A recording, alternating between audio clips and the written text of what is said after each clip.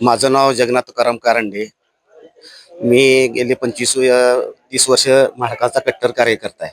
आणि आता तर कसं, आता म्हणजे भाजप सरकारापुढं म्हणजे कुठलंच काम असं ठेवलेलं नाही तिने, काय करायचं राखलेलंच नाही तिने.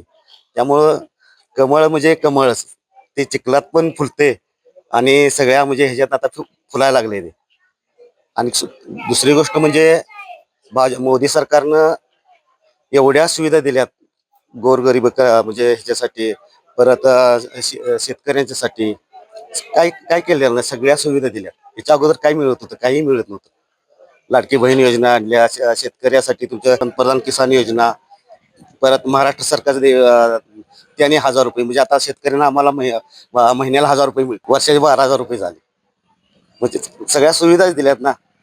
आणि काय द्यायला पाहिजे त्यांनी? खरं तर आमचा पहिल्यापासून आम्ही म्हणजे महाडी गटाच आहे. आणि त्यांनी आता जे उमेदवार दिल्यात, जिल्हा परिषदला महातसाहेब आणि पंचायत समितीला माळीसाहेब, हे म्हणजे कमळ चिन्हावर हे आहेत. त्यामुळे काय अडचणच नाही. कारण आता तुम्हाला माहिती आहे, गल्ली ते दिल्ली फक्त कमळ. हे आहे गोकुळचं श्रीखंड, अगदी जिभेवर रेंगाळणार. जिभेवरच नाही तर मनावरही रेंगाळणार. गोकुळ श्रीखंड, मनावर रेंगाळणार.